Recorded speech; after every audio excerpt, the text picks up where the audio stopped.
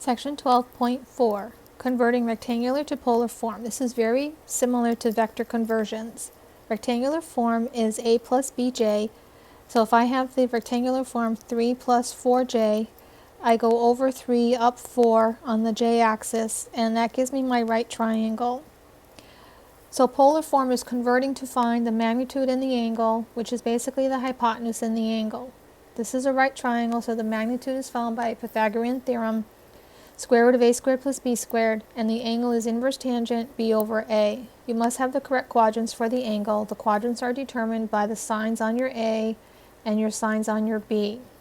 Please review the vector section that I went over that because it's the same thing. Given the polar form, convert to rectangular form. I need to find x and y or j lengths, and then I need magnitude cosine theta plus j sine theta.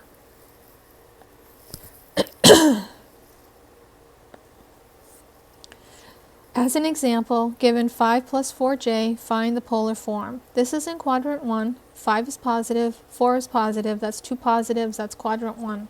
First find the magnitude or the hypotenuse. To get the magnitude, I take the square root of 5 squared plus 4 squared. Again, I'm not using the j on this, so it's 25 plus 16, square root of 41, which is approximately 6.4.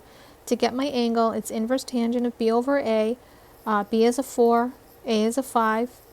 I always want to use the positive numbers. 4 and 5 are positive, so I'm all set with that. But if I did have a negative number here, I would want to find the inverse tangent of the positive ratio. That will always give me my reference angle. Inverse tangent of 4 over 5 is inverse tangent of 0.8. Taking the inverse tangent of 0.8 in degree mode, I get 38.66 degrees. So the polar form, or sometimes called the trig form, you put the magnitude on the outside. Again, the magnitude is the hypotenuse, so 6.4. And then you put cosine 38.66 plus j sine 38.66.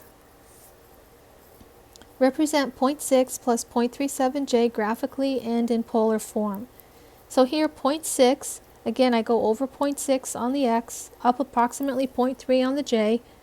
This gives me my graphical representation of 0.6 and 0.37. Again, this makes a right triangle. So this is quadrant 1. It doesn't matter that the numbers are so small. They're still both positive, so it's quadrant 1. The magnitude is found by Pythagorean theorem, so 0.6 squared plus 0.37 squared. So it's 0.36 plus 0.1369. Add those up. I get 0.4969. Take the square root of that. It's approximately 0.70. To get my angle, inverse tangent of 0.37 divided by 0.6. 0.37 divided by 0.6 is 0.62. In degree mode, inverse tangent of 0.62 is 31.66 degrees.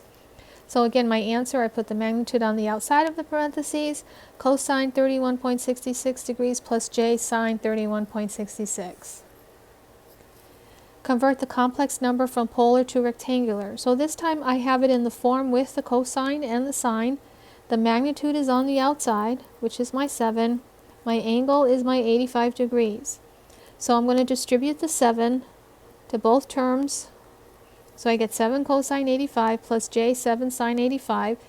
Now I just take my calculator out, make sure I'm in degree mode. Take the cosine of 85 degrees times 7. That comes to 0.61. Take the sine of 85 degrees times 7. That comes to 6.97, and that has a j.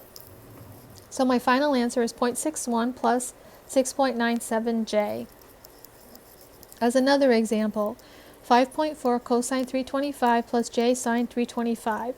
Notice the angle of 325 is in quadrant 4. So my answer should come out with a positive first real number and a negative second real number, or imaginary number. But the signs will be plus minus.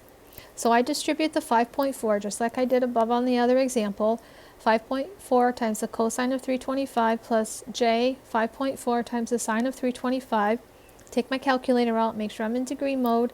Take the cosine of 325 times 5.4, I get 4.42. Take the sine of 325 degrees times 5.4, I get a negative 3.1. So when I write that as my final answer, it's 4.42 minus 3.1j. Notice how my signs plus minus are matching, plus minus, so I am in quadrant 4 for that.